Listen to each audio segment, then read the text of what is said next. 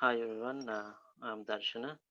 So in this video, I thought of talking about something that is a contemporary issue, and it is also related to the idea of relativism of knowledge that we were discussing some of the previous videos. So I thought it would be relevant in two different ways. That is regarding due to the COVID 19 epidemic or pandemic, there has been a lot of interest in the supposed treatments, both in modern medicine as well as in other medical systems, so-called alternative medical systems. I call it so-called because when you say alternative, that automatically implies that that modern medicine is the medicine, and that is like the default medical system, and the others are alternative. But I think they are like different systems, right? So anyway, um, in Sri Lanka, there has been a lot of there has been a very lively debate the last, I guess, month or so, or last few weeks, about the supposed treatment herbal syrup that was introduced by, not really, he's not an indigenous doctor per se, but he's the gentleman that introduced that herbal syrup that claims that he got it through some divine intervention. And there has been a very lively debate on that, whether we can accept such things, or whether it's possible to, you know, how can you test something? How can you validate some claim like this and so on? Uh, and there has been, I think, some, there have been some recommendations given by some government ministers, and also it has become sort of a political issue as well. But anyway, so I thought that would be a good premise for our discussion today. Um, if we so if you look at these medical systems, the so-called alternative medical systems, or we call it non-modern medical systems, like traditional Chinese medicine, Ayurveda, or indigenous medicine in Sri Lanka, traditional medicine in Sri Lanka. I think in most countries there's a traditional medical system, even in Europe. So how can you validate whether they work, right? Um, So traditionally, I think what people have used is sort of a crowdsourced experiment where people just use it, and then if they feel better, and if there aren't any drastic side effects, then there's this that knowledge gets accumulated to the culture, through the culture, and that gets passed on through generations. And there are like traditional doctors, usually they get that knowledge from their lineage, right? So there's a lineage, and that knowledge gets accumulated. And some of these, if you go to the root of these whole alternative or traditional medical systems, there there would be claims that there might be claims that they got this knowledge from through meditation or some spiritual practice. Even in Ayurveda, I think that is the official, that is what the Ayurvedic text says, that the rishis, or like these hermits, spiritual people, they got this knowledge through some divine intervention or through meditation. So they directly got this knowledge not by experimental methods, but I mean that knowledge, whatever the source may be, that knowledge may get tried and tested by the general society, and then that would gain general acceptance, right? Because I mean, if it doesn't work, then people may not use it for that long. Yeah, so I think that's sort of an experimental method, although it's not a regulated. I mean, you don't publish it in journal papers or anything. It's just a very crowdsourced, very distributed, very self-organizing kind of experimental method, and it's very subjective because I mean, it's most of the time it's based on personal experience and personal anecdotes, and then there's this knowledge. It is a knowledge that gets passed through the generations. Um, yeah, so that has been, I think, the traditional way of validating knowledge, and you would validate knowledge by looking at the lineage of a of a particular Ayurvedic or a traditional doctor as well. So Ayurveda has become more kind of modern, so to speak, because I think it has become more structured, where you have degrees and so on. I don't think traditionally Ayurveda was practiced that way. It may be in India or in Bharat, it may have been practiced through like family lineages. I believe. I don't really know that. So, but in Sri Lanka, that was the case. So anyway, so I think that there would be some kind of an experimental method, although it's not centrally managed, right? There are any journal editors or journals, any particular control trials, clinical trials done traditionally. Because one thing is, most of these traditional medical systems, they you can't do a clinical trial in the way that it is practiced in modern medicine, in testing modern pharmaceutical drugs, because you often treat a specific patient, not a you don't treat an abstract illness in these traditional or non-Western medical systems. For instance, if you go to a traditional Ayurvedic doctor and or traditional doctor, if you in Ayurveda, as far as I know, because I have experienced this.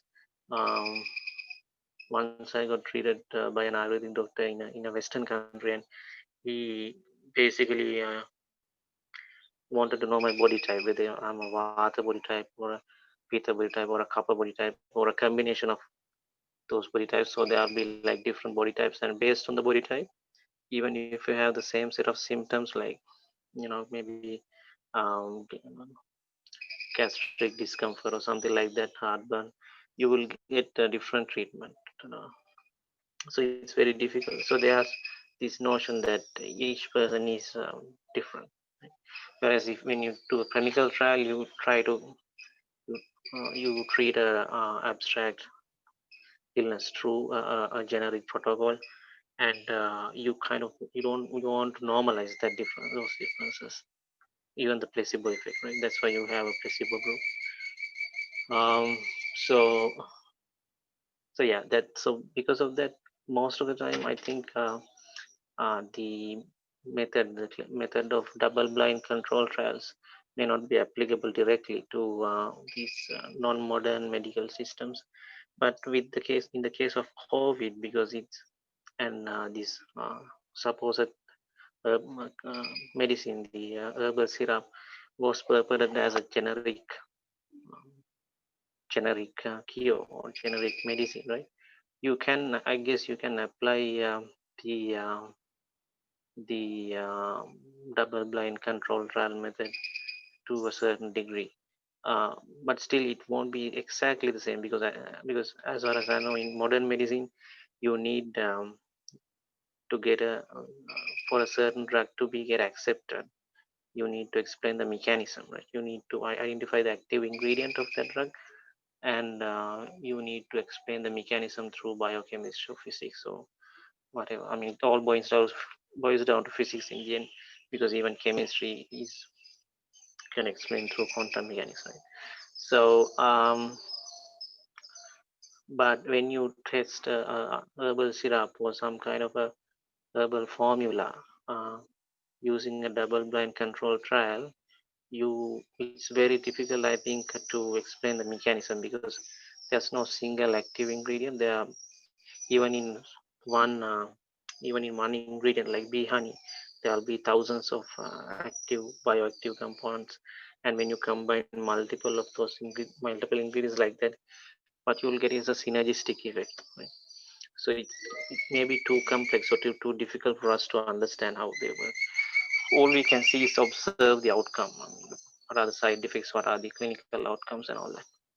So yeah, I think that's a bit similar to how these neural networks, artificial neural networks and deep neural networks are tested in computing.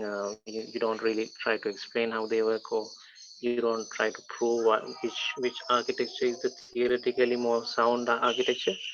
What you do is you what you do is you try to um, you try to look at the outcomes, compare the outcomes. Right? You have multiple architectures, and you look at each architecture and see which one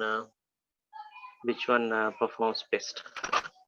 So it's sort of like the uh, method that you use in modern medicine to test a pharmaceutical drug, but it is not exactly the same because you don't really care about the mechanism, right? You look at only the outcomes. So I just found this article.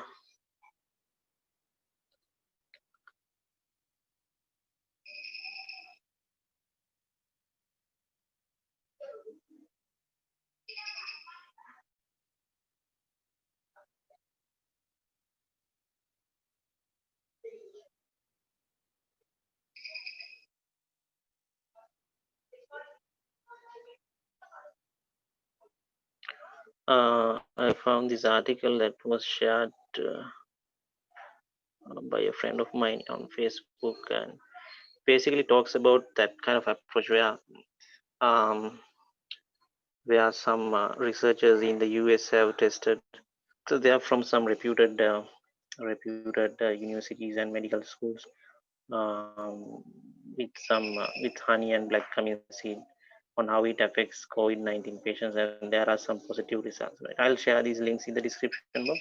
So what they have done is basically use the testing methods in modern biochemistry and tested the efficacy of some herbal ingredients, right, or natural ingredients. So this is sort of the method that you would use. I mean, they have used placebo groups and all that, but it is not exactly how you would test a pharmaceutical drug, I think, because they wouldn't have. I don't think they would have looked at they would have explained the mechanism because it may be too complex. It's still in preprint, right?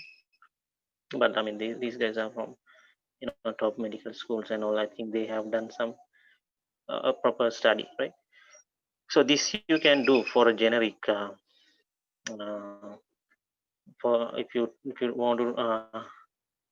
want to treat uh, uh, a generic illness, an abstract illness through a generic protocol. But most of the time, you might not be able to do that. If you are using acupuncture, for instance, the acupuncture protocol or the pressure points for each person might be different.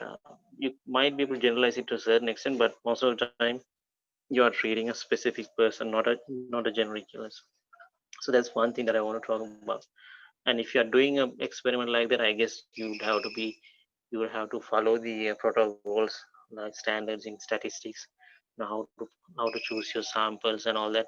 You'd have to do that properly. um, Otherwise people might pick on those things. So one issue that was there in the herbal syrup that was introduced in Sri Lanka was many people pointed out that the uh, the protocol,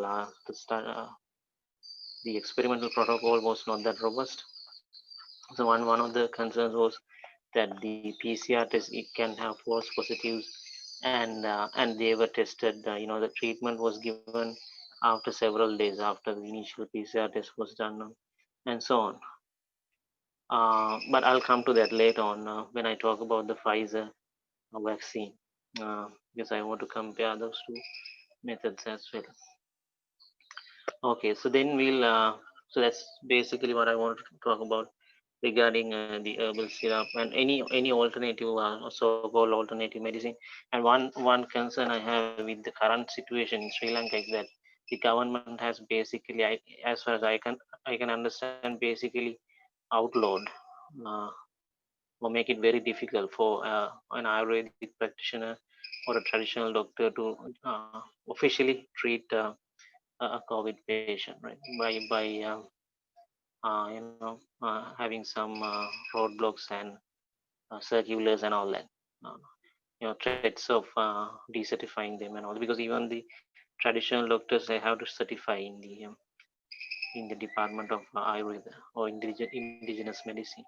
Uh, that's what they call it. The problem with that is when you do that, uh, because even to go for a clinical trial now, it's very difficult to get a clinical trial for Ayurvedic or a non Western doctor. Even for Western doctors, it's very difficult. So, but one thing that you have to do when you want to do a clinical trial is you have to give some initial evidence that something works, right? So if you can't treat someone officially, it's virtually impossible to get that initial evidence, right? So it's like tying up someone and throwing them to a river and asking them to swim. It's you can't do that, right? So you need to have that freedom to treat. I think everyone, I mean, all doctors, including Ayurvedic, at least the ones who are registered in the government department of Ayurvedic doctors, traditional doctors, as well as Western doctors who are doing their private practice should be allowed.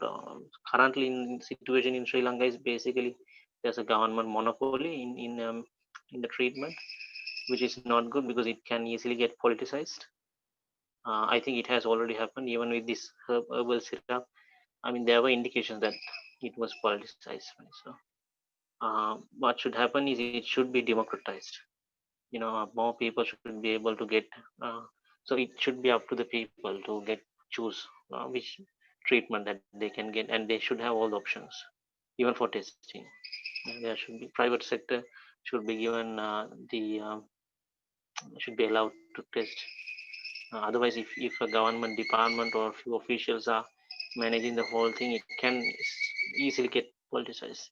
And then because the general public, they don't care about politics, at least in this particular matter, more for the most part, all they want is to get back to normal, right? And get effective treatment, protect their families and so on. But officials or top officials or whoever who's managing the process, they may have other motives. We don't know.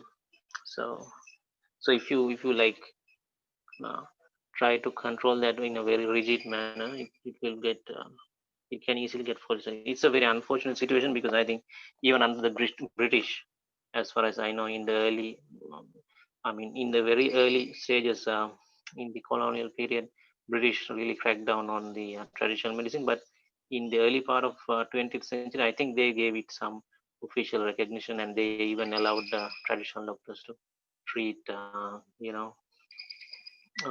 British officials. So there is evidence for that. So I mean, they didn't outlaw that.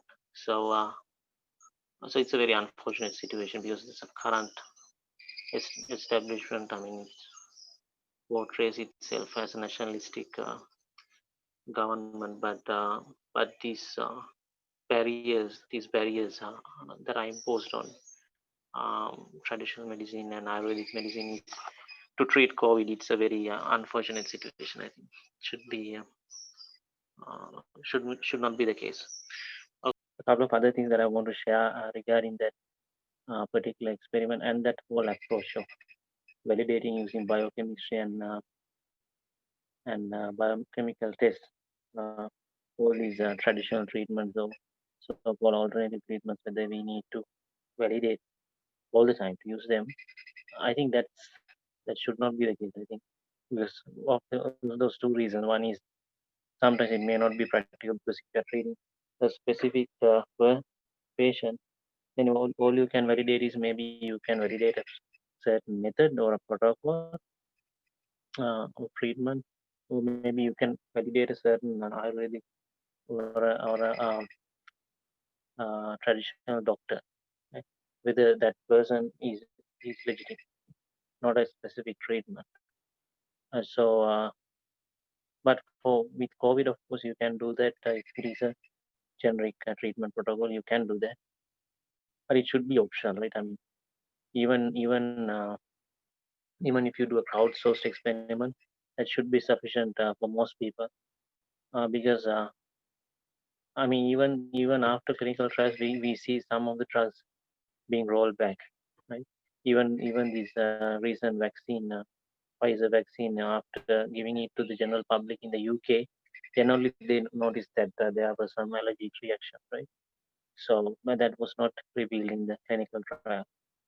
So apparently, so that is, well, then only they updated the treatment protocol. So it is, so we can't take clinical trials, whatever the outcome of the clinical trials, as the gospel truth. Because one thing is, I mean, those who are doing the clinical trials may be also biased, because obviously if it's a pharmaceutical company that is doing the clinical trial, then they have a stake, right? I mean, it's to call it a conflict of interest is understatement. It is more than a conflict of interest. So the other thing is, I mean, even if they are completely genuine and have total integrity, you can only know so much with the sample, right? It's not the entire population. So we see there are many instances where things get rolled back after the clinical trials. Some drugs get recalled even after the clinical trials when they are prescribed to the general public, because of the public outcry, or any adverse effects that may get revealed later on. I'll share an example for that later on. So that is not uncommon. So so we and the other reason. So that's a very practical reason why you should not make a mandatory to go through clinical trial. All these actually there are three reasons. One is these inherently that particular medical system may not support that kind of protocol. The other thing is, you can't completely trust the clinical trials as well. Yeah, I think that there are two reasons. And but if you want, you can do that in a certain instance. Now, with the case of COVID, certainly you can do that, and that might give the drug more legitimacy, so to speak. Uh, but I mean, people should be free to try what they want. They are adults. They don't need any babysitting by the state, and they should be able to uh, make, make decisions on their own, and they should be given that freedom. So, um, yeah, so it should be optional. I mean, for pharmaceutical drugs, yes, because that's that particular system. The other reason is you shouldn't impose the method on one system on the other, because then it becomes a authoritarianism of knowledge. Yeah, kind of trying to impose the method of one system to the other. So that is kind of epistemological of authoritarianism. It's an authoritarian view of knowledge, right? So yeah, so that's what I want to share on that. So then we'll move on to the Pfizer vaccine, and actually most of the things that I mentioned so far applies to the Pfizer vaccine as well. Now, one thing that I noticed regarding the Pfizer vaccine is that now I was initially trying to because the Pfizer vaccine seems to be the front runner out of all the available vaccines, and um, it has this 95% efficacy claim, right, which was really highlighted by the media.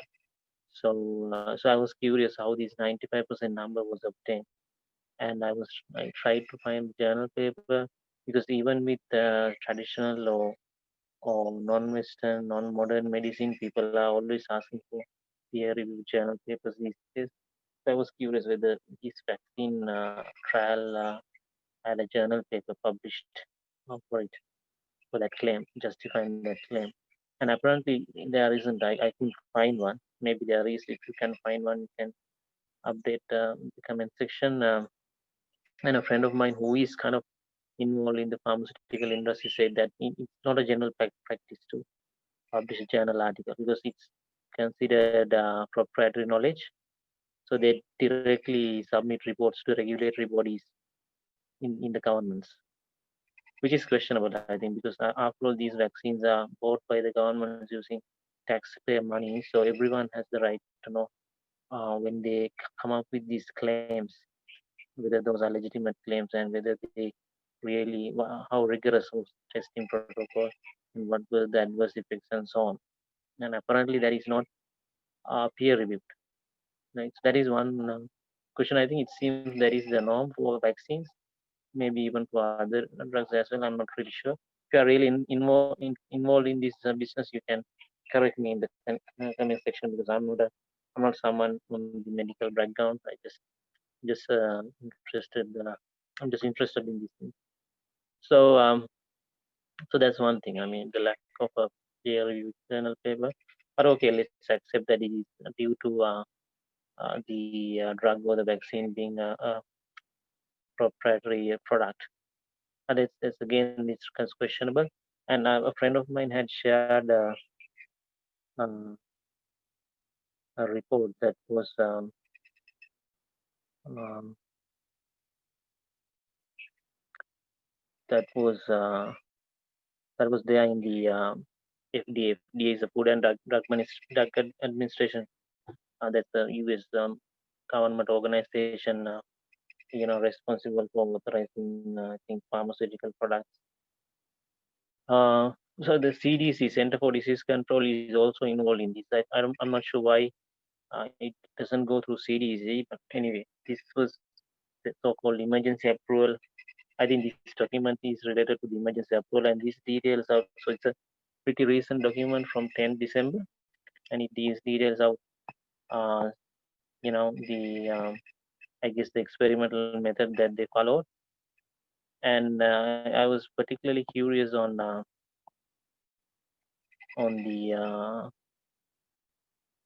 efficacy, right?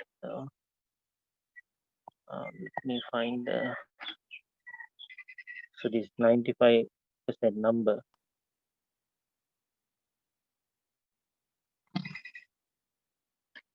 So this is the table that talks about the efficacy of the vaccine, and apparently how they have measured the efficacy is they have given 2 doses, and after the second dose, so this is on page 55. After the second dose, within 7 days, right? So unscheduled visit, yes, unscheduled visit prior to 7 days, right? Within 7 days, they have done this NAAT test, so which is basically, I think it's a seems to be a generic term for the PCR test, right? And they have, so they have done that to the control group as or the placebo group and the group that they have given the vaccine to. I can't remember the technical term for that. So 18,000 people in each, and in the placebo group, 162 people had, they were positive after this test. This test similar to the it's a nasal swab test similar to the PCR test. And in the group that the vaccine was given, eight people were positive.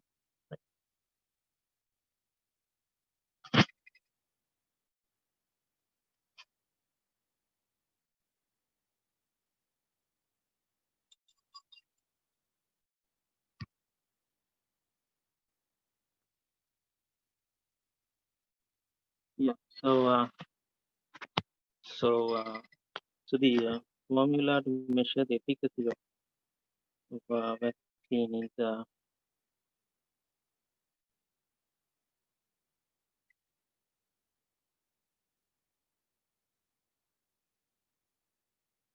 this is the article about the PCR and double T test.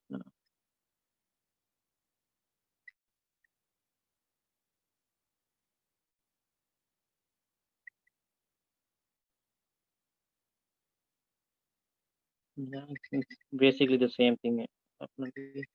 And so the method for calculating the efficacy is effectiveness of the vaccine is risk among unvaccinated group minus risk among vaccinated group divided by the risk among unvaccinated group. So if you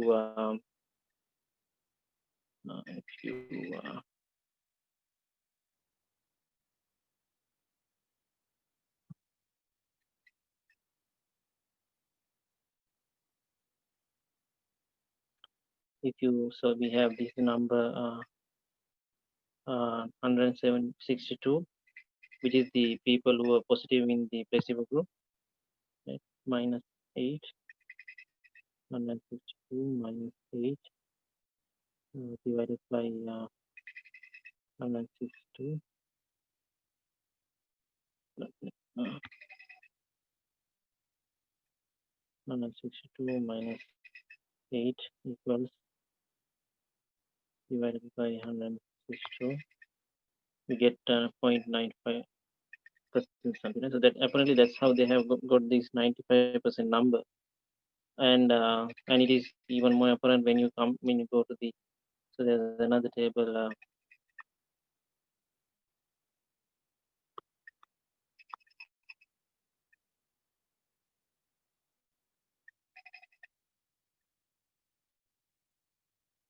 Yeah, it is more apparent when you go to this table that talks about the same test being done on a, I think a separate group after 14 days, right? So after 14 days or within 14 days, they would see do this nasal swab test and see how many people turn up positive in the placebo group and how many people turn up negative. And so it's so there the efficacy is 94.2. That is, you have 139 and 8. Um, 139 minus 8 equals divided by 139. 94.2. So apparently that's the method that they have used here. Efficacy is 94.2. Now, okay. So even from this particular experiment, I think that we can raise some issues here because so apparently now when in Sri Lanka at least when these tests were done uh, on these herbal syrup, one problem that one issue that people raise is that PCR tests have high rate of false positive, right? And if you just do one test, I mean, how effective that could be. And even after several days, you can automatically get a negative test because the virus may have cleared out. So I think all those issues can be raised in this experiment as well because it's just a nasal swab test. I don't know why they didn't do antibody test because I mean I'm not a medical expert, but the popular notion about vaccines is that they are supposed to like make you immune, right? So they are supposed to uh, so they are supposed to create antibodies in your system. That's how you get long-term um, immunity according to the conventional medical knowledge. So they could have, I think they would have done an antibody test and see whether these people have antibodies after the vaccination, and if they don't have symptoms, yeah, maybe that's not the method that is used. But I'm just curious why they didn't do antibody test. Right, instead they do this nasal swab test because there are too many variables here. I mean, these 18,000 or 36,000 people, the constituency of these people is basically they are from different countries, different age groups. Some of these age groups are very active, and here we can see that older people are relatively less. I mean, it's mostly younger people, which is questionable because again, you in the policy, vaccine is first given to the oldest high risk people, right, with underlying conditions and so on. But the testing was done mostly on young people, and they are from different countries, Argentina, Brazil, and all that. So they may have different travel patterns and so on, mobility patterns. So and I mean, just because the test is negative, you can't say much, right? Because so okay, after 14 days they didn't get COVID. So, so what? I mean, what we expect a layman like myself, what you get from a 95% number is that if you give the vaccine to 100 people, 95 will get long-term immunity without considerable serious side effects. Right? That's our understanding. So what this means is that after 7 days, you know, the chance that you are not getting after COVID after 7 days is 95%. So the 7 days means nothing, right? We don't know what happens after 3 months or 1 year. So they could have easily tested for antibodies. For some reason, they didn't do that, which is, I think, questionable. Like, I think they ought to explain that. Anyway, so that's why I mean, people with herbal syrup, especially those who maybe in the medical profession or may regard the modern medicine in a very have a very high regard to modern medicine. they would scrutinize the methods that are used in testing traditional medicine for the syrups. If for some reason modern biochemical tests are done on them, which is okay. I mean, you should have a healthy skepticism, but then you should have the same amount of skepticism to about these claims by these companies, right?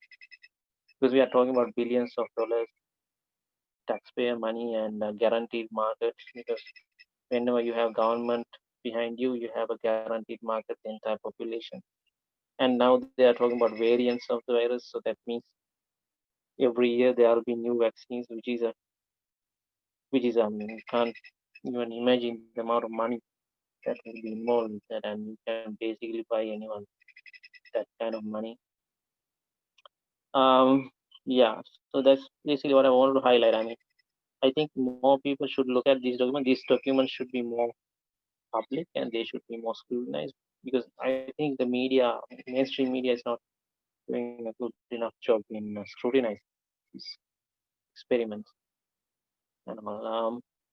And even the scientific community, I don't think, because now you give this to the FDA, and there's been allegations about how independent the FDA is, right? Because so so I mean there has been long argued that FDA FDA has a FDA and the pharmaceutical industry has a revolving door, that many of the people who are in the FDA may have worked in the pharmaceutical industry, and when they retire, they go back to the pharmaceutical industry, right? So there have been research done on that, and people have showed that I mean, considerable number of people in the FDA um, have been involved in the pharmaceutical industry in one way or the other. So there's a huge conflict of interest there. Again, the word conflict of interest is an understatement. So people have basically looked at this problem in detail and even published papers on this. I'll share these articles, you know, about this revolving door. It's not a conspiracy theory. It's a fact. So yeah. So then you don't publish these clinical trial reports in journal. Just give it to the FDA where you have strong connections, right? And the people in the FDA may have a financial interest, because when they retire, they may get a guaranteed employment after they retire for huge salaries in this pharmaceutical company. So it's a I mean it's a broken system. Right? It's a broken system. So um, I mean it's much better to do the crowdsource experiment than this. That's what I feel. A crowdsource experiment would be a democratized experiment, would be much more trustworthy than this, because this is unacceptable. So because then I mean general people, they don't have a stake in this. They just need to get better and get back to normal. That's it. They don't want to they just want to get on with their lives, look after their families, and they don't want to exploit others and get rich. They don't want to control the entire population. So yeah, and there's a good example, this case study on how the problem with the current system of validating vaccines and drugs, because I mean now I'm living in Sri Lanka, but this affects everyone in the world, because usually the regulatory bodies would follow what the FDA says, or the British regulator says, whoever it is. So once you got that center most organized, most influential government organization is compromised, then everyone, all the regulatory bodies in the world are compromised. So there's this example of these uh, to show how problematic the current system is. These SSRI drug called Prozac, which is given for depression. Even now it's prescribed. So there was some controversy about this drug in 2004 when it was revealed that they heat. I mean, I think this drug got its medical name is some, yeah,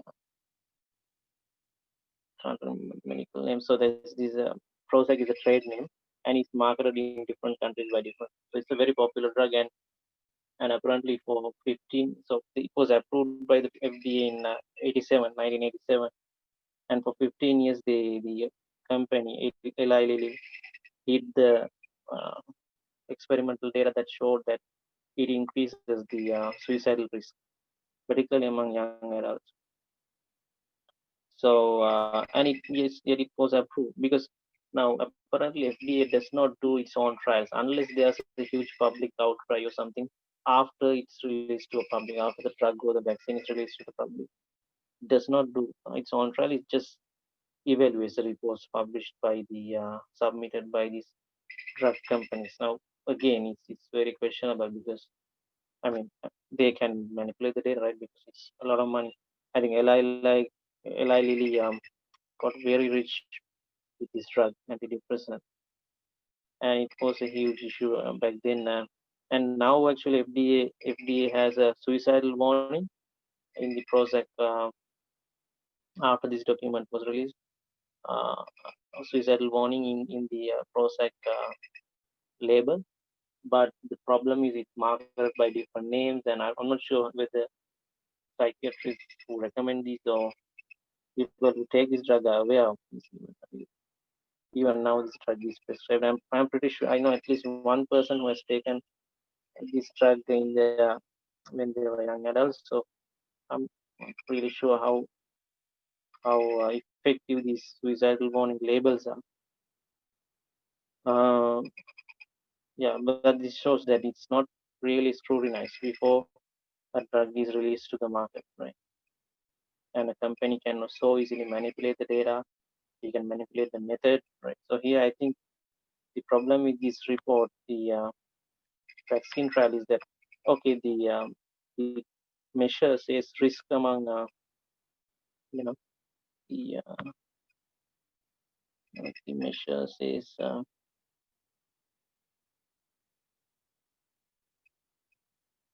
the measure says risk among unvaccinated. So that's a very abstract term how we measure risk. So what they have done is they have basically tested, given a PCR kind of test after 7 days, right?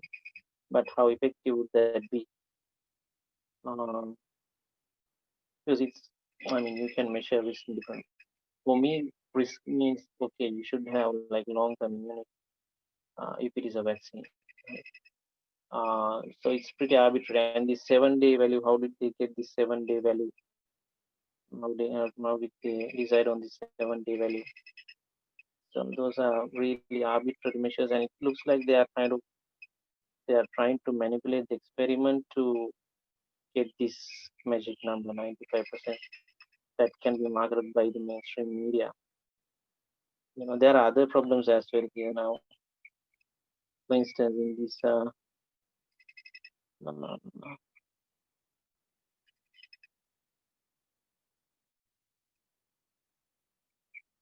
yeah,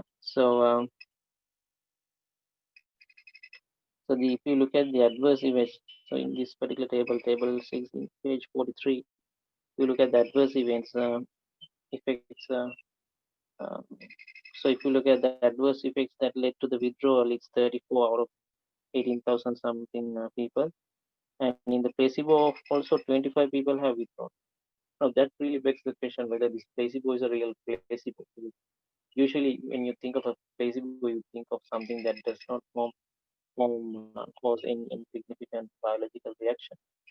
I couldn't find what they have used as a placebo in this report. Maybe someone with a medical background may be able to, because I'm not from a medical background. But surely it's not something very uh, lenient, right? That's a pretty bioactive component.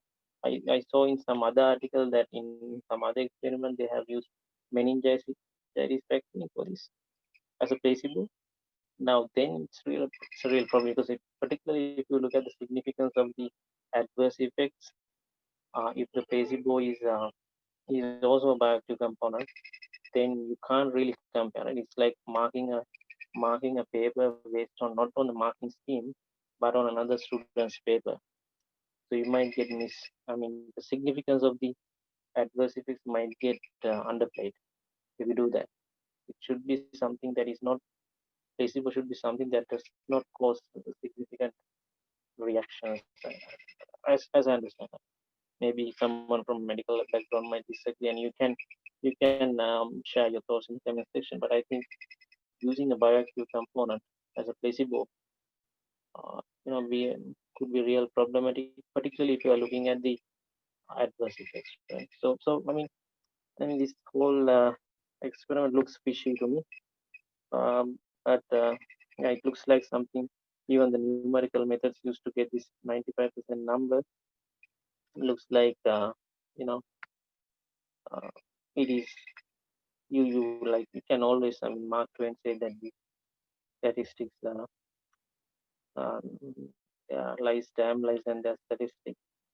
And general numerical measures, you can play with the numerical measures to get whatever the result that you want. That's why it should be peer review. Of course, peer reviewing is also not a foolproof method, but it is some kind of method, right? So you give this report to a bunch of people who are already compromised in the FDA, and what do you expect? So it's not a very trustworthy system.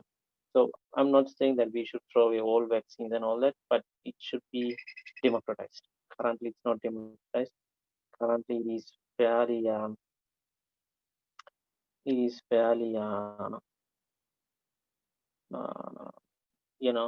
centralized. It's very centralized. It's too centralized, and so it can be very political. So yeah, so that's what I want to highlight, and I would like if someone can look into these, someone from people from the medical background can look into this particular report, and see, they can, they agree with it, they can justify what they have done, but as far as I can see, there are problems there.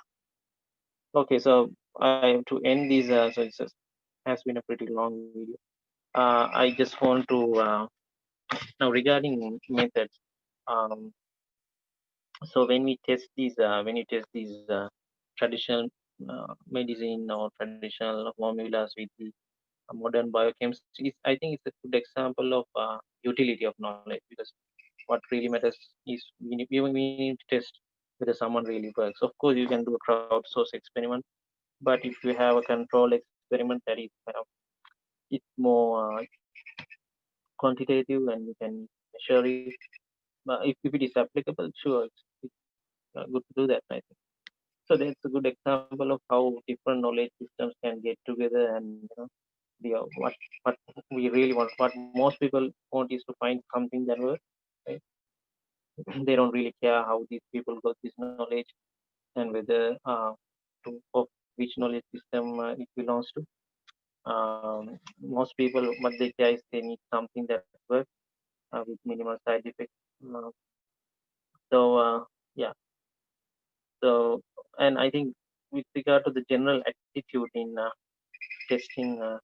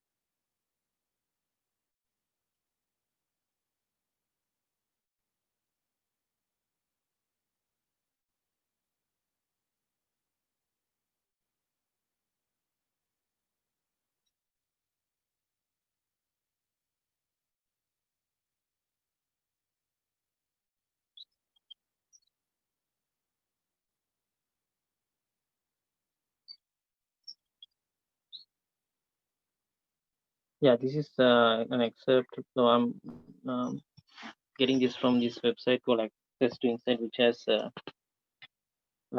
this Buddhist Tripitaka Buddhist Sutras English translation, which is a very good resource. I think. I mean, the English is very simple, and if anyone wants to the Buddhist Tripitaka Sutras in English, this is a good resource. So there, I found this reference in Parinirvana Sutra, which is a Buddhist text that talks about the passing away of the Buddha and events surrounding that. And there, I mean, there are some interesting teachings, important teachings of the Buddha as well here. So there's this part of the sutra is on these four great references, and that basically where the Buddha advised the bhikkhus, the other the Buddhist monks on how to resolve the problem of the references, because so I mean he must have understood that after his passing away there will be different bhikkhus monks even today that they would claim that this is the teaching of the Buddha, this is the teaching of the Buddha. So they would come up with all new interpretations and all. And so what the Buddha says here is that that when a bhikkhu or monk proclaims that he heard this teaching from the mouth of the Buddha, or he heard this teaching from another monk or some things like that. So basically, he gives four ways that a new teaching can come about, and says that that is the Dhamma, that is the teaching of the Buddha. You should not directly accept it, or you should not refute it at the outset. Right? You should compare it with the existing sutras and existing Vinaya, the discipline of the Sangha, and the disciplinary rules of the Sangha, and also the teachings, existing teachings. And if there aren't any contradictions, you can accept it as a teaching. So it's so in Buddhism, I think, at least in the in Buddhism, you can always come up with new interpretations as long as it's consistent with the original teachings. I thought this could be interesting. This could be an approach that we can use for any other knowledge system, right? In any other knowledge, in any other discipline. When we get a new, so if someone here claims that they have a they have a herbal formula, they have a vaccine, whatever it is. So usually with our cultural biases and our backgrounds, we might readily accept it, or we might reject it, reject it, outright reject it, right? Which I think which may not be the prudent approach. We can always take a step back and evaluate it in whatever the form, right? Could be personal experience. You can just take it. It could be a outsourced experiment where that knowledge gets absorbed to the culture, or it could be like a controlled experiment, whatever it is. Sometimes multiple ways can be done, and can do a clinical trial, and then when it goes to the public, then there are other reactions. That's also a valid knowledge. Clinical trial is not the be all end all. So and it has been proven throughout history. So I think this could be used as kind of a meta methodology, uh, like by approaching any new knowledge. So I'll share this link as well if I interested. Okay, so that's it. So basically, that's I, that's what I want to talk about today. Um, that uh, with this COVID situation, and in general, what you can see is there's little interest on therapeutic, even by the regulatory bodies like CDC or PA. They are very reluctant to approve therapeutic, but very keen on vaccine. So it is also makes you wonder, because if there are therapeutics, maybe like generic drugs that have been there for a while, which may be cheap, right? Which you can't patent because the patents have expired already. People might not be that interested in approving them and recommending them, particularly the regulators. and the drug companies. Right? But vaccines, that's a patentable lucrative market. So you makes you wonder. I mean, these regulatory bodies, sometimes you wonder whether they have done more harm than good. Anyway, I mean, even if the regulatory bodies are there, they should not never have the monopoly. I think with regard to knowledge, with regard to especially in medicine, because that can so easily get corrupted and politicized. Okay, with those thoughts, I'd like to wind up and thanks for joining, and see you again with a similar video. Thank you.